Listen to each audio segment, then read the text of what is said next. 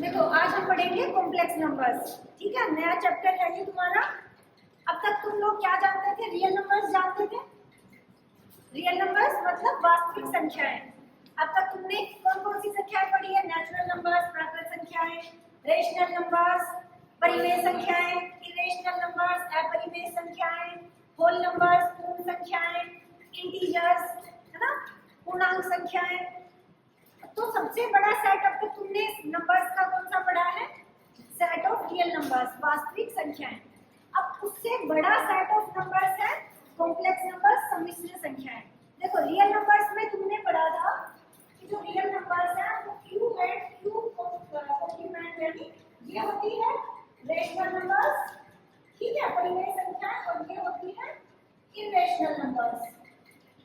तो ये एग्जांपल बताओगे रेशनल नंबर का?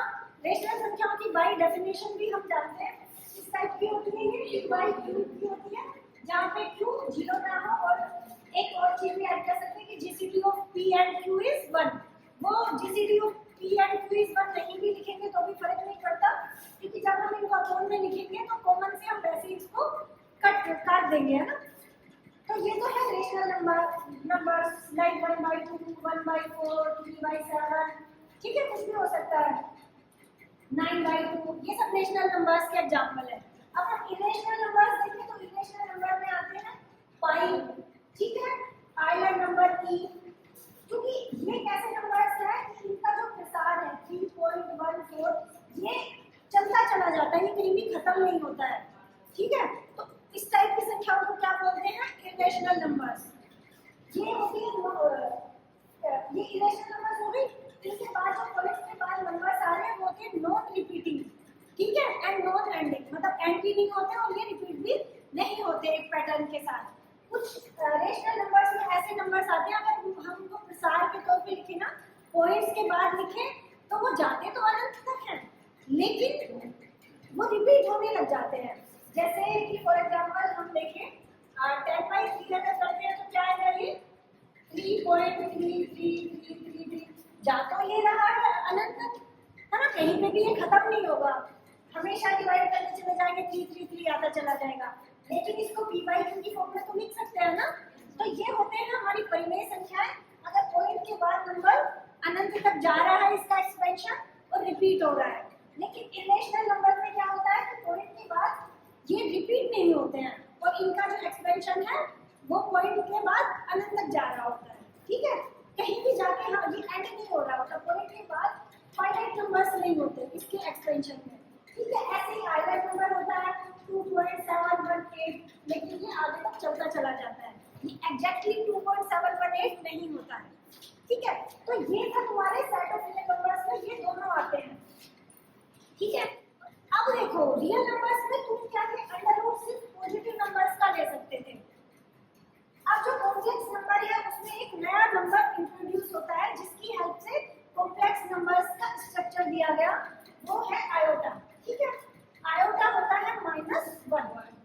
अब क्या हुआ कि अंडर रूट में माइनस के नंबर्स को भी ले लिया गया और उसको एक नया नोटेशन दे दिया गया आयोटा, ठीक है।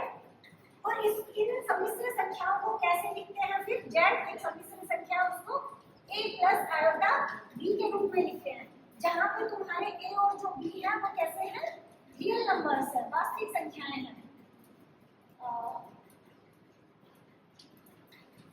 तो इस प्रकार की संख्याओं को क्या बोलते हैं? सम्मिश्र संख्याएं, कॉम्प्लेक्स नंबर्स। ये तो इनके लिखने का तरीका हो गया। अब इनको क्या करते हैं? एक ग्राफ में भी इनको डिनोट कर सकते हैं। कैसे करते हैं? देखो अब तक तुमने रियल नंबर्स को एक रियल लाइन पे बनाते हुए देखा था, हम रियल नंबर्स को रियल लाइन पे बता सकते हैं ये कहाँ पे है।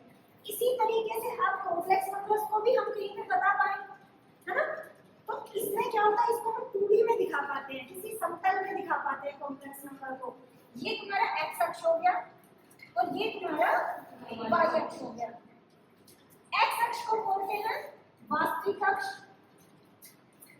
या रियल एक्सिस, ठीक है, और इसको बोलते हैं काल्पनिक अक्ष। और जो ये नंबर है अगर इसको हम कोऑर्डिनेट में शो करें तो जेड को हम कैसे डिनोट करते हैं, ए कोमा बी से। अब 2D में तुम्हें ये तो पता है कि कोई नंबर ए कोमा बी हो उसको कहाँ पे डिनोट करेंगे, मालूम है ये तो। चलो फॉर एग्जांपल लेते हैं, ये कोई सम्मिश्र संख्या है 2 + 3 आयोटा, ठीक है। z = 2 + 3 आयोटा, ये कोई सम्मिश्र संख्या है।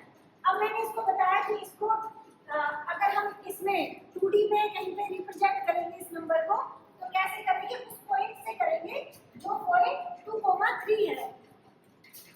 2D जहाँ पे x अक्ष और y अक्ष दोनों है, वहाँ पे 2, 3 को डिनोट कर सकते हो ना। देखो यहाँ पे क्या है, 1, 2, 3, 4, इधर की तरफ क्या है, -1, -2, -3, इधर की तरफ +1, 2, 3, 4, राइट। -1 ये तुम्हारा ओरिजिन है, मूल बिंदु, -2, -3, -4। अब बताओ 2, 3 कहाँ आएगा, मैं जहाँ बता रही हूँ वहाँ आएगा, यहाँ से 2 लिया, ये वास्तविक अक्ष और ये सॉरी ये 3, ठीक है, ये पॉइंट हुआ 2, 3। तो ये जो नंबर है, ये जो पॉइंट है, ये क्या है, ये कॉम्प्लेक्स नंबर यहाँ पे सिचुएटेड होगा। जैसे रियल लाइन पे हम बता पाते हैं ना कि ये रियल लाइन है, ठीक है। अब रियल लाइन से तुमसे कोई पूछे कि -5 कहाँ पे होगा, तो इसको कैसे बनाते हैं, 0 इधर की तरफ पॉजिटिव नंबर्स आते हैं और इधर की तरफ नेगेटिव आते हैं। अगर तुमसे कोई पूछे 4 कहाँ आएगा, तो तुम बता सकते हो 4 यहाँ पे आएगा। कोई पूछे 2.5 कहाँ पे आएगा, यहाँ पे आएगा 2.5। इसी तरह से तुम्हें कोई कॉम्प्लेक्स नंबर दे दे और वो पूछे कि कॉम्प्लेक्स प्लेन में, ये जो प्लेन होता है बेटा इसको बोलते हैं कॉम्प्लेक्स प्लेन, ठीक है, सम्मिश्र तल। ये क्या है, कॉम्प्लेक्स प्लेन। ये क्या थी, रियल लाइन, वास्तविक रेखा, ठीक है, और ये है सम्मिश्र तल। आप ऐसे बना सकते हो। अगर मैं तुमसे पूछूं कि कोई कॉम्प्लेक्स नंबर है z = -1 -3 आयोटा, बताओ। देखो 1 थिंग, यहाँ पे मैंने a+ आयोटा भी लिखा है, यहाँ पे मैंने 3 आयोटा लिखा है, इससे कोई फर्क नहीं पड़ता, ये मल्टीप्लिकेशन की फॉर्म में है, आयोटा b से मल्टीप्लाई हो रहा है, तो इसको मैं पहले करके भी लिख सकती हूँ और बाद में करके भी लिख सकती हूँ, नोटेशन सेम ही होगा इसका। अब ये बना सकते हो, ये पॉइंट कहाँ पे आएगा, -1 और ये -3 यहाँ पे आएगा। ये तो था कॉम्प्लेक्स प्लेन में कॉम्प्लेक्स नंबर्स को डिनोट करना, ठीक है। हमने देख लिया आयोटा = √-1 है।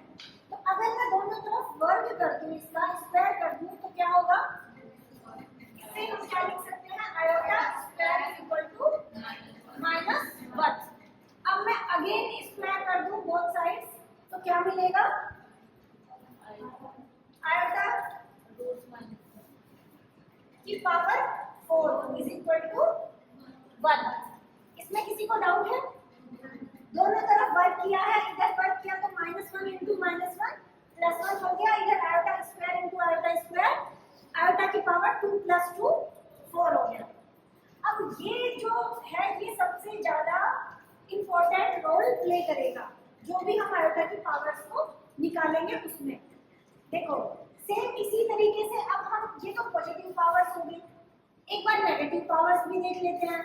Negative powers means iota = this, but 1 iota क्या होगा, ठीक है, 1 आयोटा मतलब कि आयोटा की पावर -1।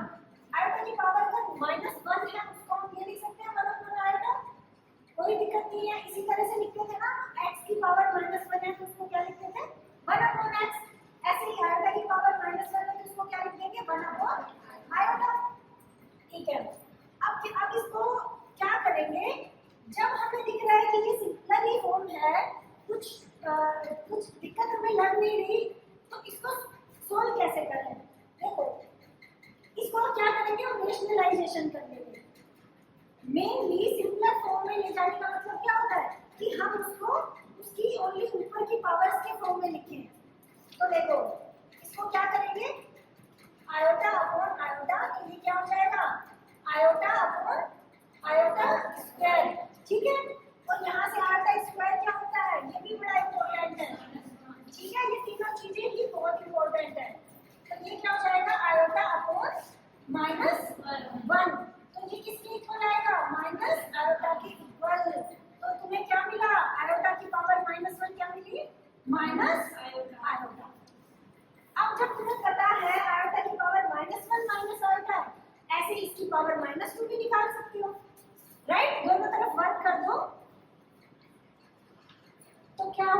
आयोटा की पावर -2 और ये क्या हो गया माइनस आयोटा का स्क्वायर जो कि किसके बराबर आएगा प्लस के आयोटा के स्क्वायर के प्लस का आयोटा का स्क्वायर कितना है -1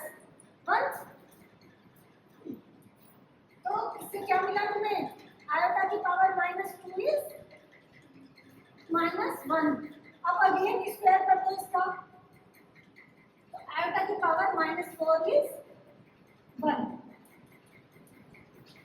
ठीक है तो हमने तो 1 कर दिया तो आयोटा की पावर -4 हो गया 1 हो गया देखो ये चीज तुम्हें समझाने के लिए की गई है मेरी सबसे ज्यादा याद रखने वाली चीजें क्या है ये और ये अगर ये तीन याद हो गई तो ये तुम निकाल सकते हो अगर तुम्हें याद नहीं रुक रहा है कि आयोटा की पावर -1 माइनस आयोटा होता है रखने की जरूरत भी नहीं तुम्हें प्रोसेस पता है ना कि इसको 1 आयोटा लिखो फिर इसका रैशनलाइजेशन करके सोल्व कर लो तुम्हें याद क्यों रखना है याद तो तुम्हें ये रखने की जरूरत है ना ये रखने की जरूरत है सबसे ज्यादा तो ये याद रखने की जरूरत है अगर ये याद हो गया तो तुम्हें ये पता होना चाहिए कि सोल्व करके कैसे पावर्स निकालने हैं इवन ये भी जरूरत नहीं है लेकिन ये अगर याद रहेगा तो क्वेश्चन जो सोल्व करना है वो फास्ट हो जाएगा ये चीज समझ आई है कुछ क्वेश्चंस करके देखते हैं अब मैं तुम्हें पावर देती हूँ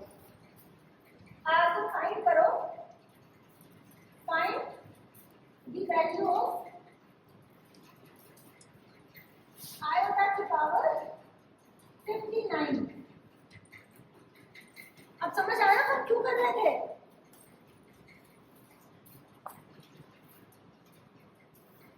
कैसे करेंगे इसको सोल्व चलो एक क्वेश्चन मैं करा देती हूँ फिर नेक्स्ट तुम करना यहाँ पे हमने देखा है सबसे सिंपल क्या है आयोटा की पावर 4 इज इक्वल टू 1 होता है तो अगर हम आयोटा पावर 59 को आयोटा की पावर 4 की फॉर्म में बना ले तो वो सबसे आसान फॉर्म में आ जाएगा अब देखो 59 है 59 में से इसको दो पार्ट में कैसे तोड़े एक तो संख्या वो ले लेते हैं जिसमें 4 का भाग जा रहा होता है ठीक है उसके अलावा जो शेषफल बचेगा उसको अलग से ले लेंगे देखो ये 59 है डिवाइड ही करके देख लो 4 से 3 बचा ठीक है दैट मींस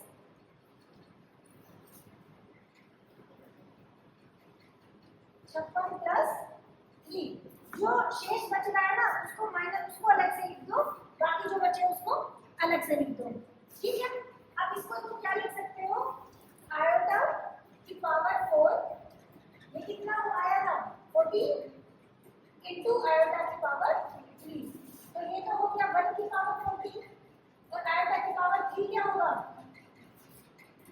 आयोटा की पावर 3 क्या होगा इससे तुम निकाल सकते हो इसको और तोड़ के लिख सकते हो तुम आयोटा स्क्वायर इनटू आयोटा लिख सकते हो तो ये क्या हो गया आयोटा ये तो हो गया 1 और ये कितना हो गया -1 और ये कितना हो गया आयोटा तो सबसे सिंपल फॉर्म क्या आया मैम आयोटा को और टू माइनस में नहीं रखेंगे नहीं क्योंकि तुम कॉम्प्लेक्स नंबर्स पढ़ रहे हो तो आयोटा की फॉर्म में लिखो क्योंकि कॉम्प्लेक्स नंबर किस फॉर्म के होते हैं a प्लस आयोटा b तो सिंपल फॉर्म इसकी एक्चुअली है क्या 0 प्लस -1 इंटू आयोटा इस तरीके से ये दिए हैं जहाँ पे a क्या है तुम्हारा 0 एंड b क्या है -1 ठीक है ये क्या है तुम्हारा 0 माइनस आयोटा ठीक है तो ये और ऑलरेडी सिंपल फॉर्म है तो इस तरीके से पावर्स निकाल सकते हो देखो इसको ऐसे ना लिखना चाहो तो इसको ऐसे भी लिख सकते हो तुम आयोटा की पावर 4 इंटू 14 प्लस 3 लिख सकते हो ना जब किसी नंबर को इससे डिवाइड करते हो तो रूल होता है ना भाज्य इज इक्वल टू भाजक इंटू भागफल प्लस शेषफल ऐसा होता है ना रूल इसको मल्टीप्लाई करके इसको जोड़ के लिख सकते हैं हम है ना तो यही काम किया है चलो एक और एग्जांपल बता देती हूँ मैं तुम्हें question find the value of iota 38 क्या करोगे आप 38 में 4 का भाग देके देखो 38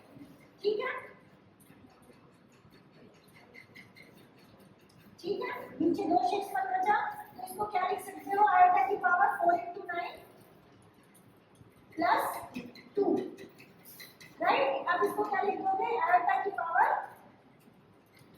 4 into 9 into आयोटा की पावर 2, दोनों को अलग अलग लिख दो आयोटा की पावर करके। यही होता है ना, आधार समान है, घाते जुड़े हुए फॉर्म में है यहाँ पे। तो ये इसको क्या लिख सकते हो, आयोटा की पावर 4 की पावर 9 into आयोटा स्क्वायर। ये क्या होता है, आयोटा की पावर 4 1 होता है, तो 1 to the power 9 into iota square क्या होता है, -1। तो ये क्या आ गया तुम्हारा फाइनल आंसर, -1। आसान है।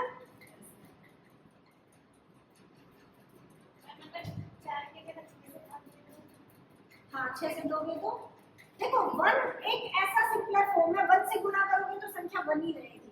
अगर 6 करोगे तो फिर तुम्हें वो -1 मिलेगा। यहाँ पे आयोटा की पावर 4 इज 1, अगर आयोटा की पावर फिर यहाँ से 6 करोगे, इन दोनों को गुणा करोगे तो तुम्हें क्या मिलेगा, -1। फिर तुम्हें -1 की पावर करनी पड़ेगी। हम इसको 1 की पावर इसलिए कर रहे हैं कि वो रोल ही खत्म हो जाएगा उसका, है ना। 1 से मल्टीप्लाई के फॉर्म में आएगा तो उसका कोई रोल ही नहीं रहेगा। जो पावर सेकंड बचेगी ना, जैसे यहाँ पे ये 2 बची है, सिर्फ इसी का रोल रह जाएगा, ये तो इधर से चला जाएगा, ये इनटू 1 बन जाएगा, ठीक है। इसलिए हम इसको इस फॉर्म में लिख रहे हैं। तो सबसे ज्यादा याद क्या रखना है तुम्हें, आयोटा इज इक्वल टू √-1 होता है, और आयोटा की पावर 4 क्या होता है, 1 होता है। थर्ड नंबर पे आयोटा स्क्वायर इज -1 होता है। और इनको सोल्व कैसे करना है, 4 से भाग देके। अगर पावर बहुत बड़ी आ रही है तो ऐसे 4 से भाग देके करोगे। ये तो थी पॉजिटिव पावर्स। अभी ये मैंने क्यों करके दिखाया है, ये मैंने इसलिए करके दिखाया है कि अगर नेगेटिव पावर हो तो भी आयोटा की पावर -4 क्या होता है, 1 होता है। अब एक एग्जांपल ले लेते हैं, इन्हीं को माइनस में चेंज करके देख लेते हैं। पावर 59 को -59 करके देख लेते हैं, और पावर 38 को -38 करके देख लेते हैं। तो आयोटा की नेगेटिव पावर निकालनी भी तुम्हें आ जाएगी, ठीक है। करते हैं, तुम्हें क्या निकालना है, आयोटा की पावर -59। उसके लिए सेम काम करना है तुम्हें। इधर इधर कर देती हूँ मैं। जो 59 है उसमें हमने डिवाइड किया है 4 से।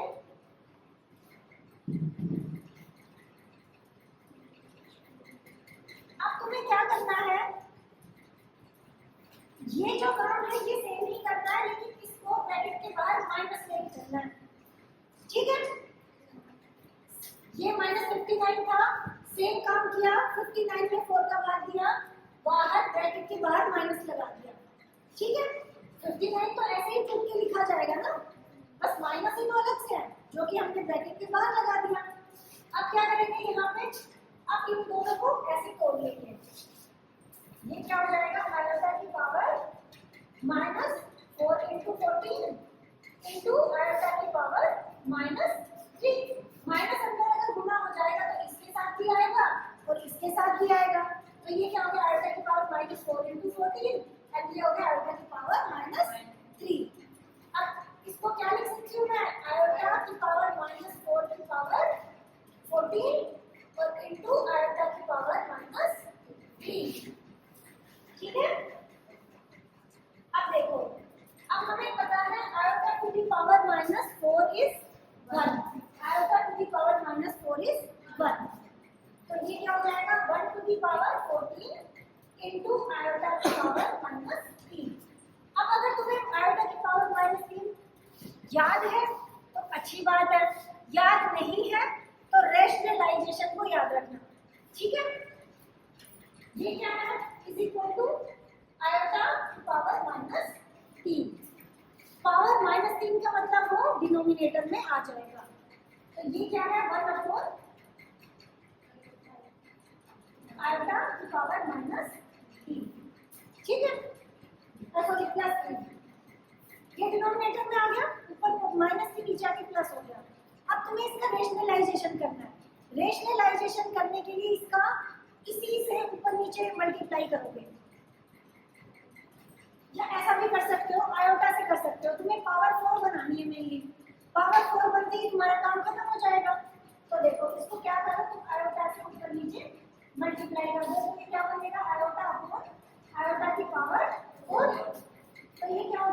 आयोटा अपॉन 1, तो ये क्या आया,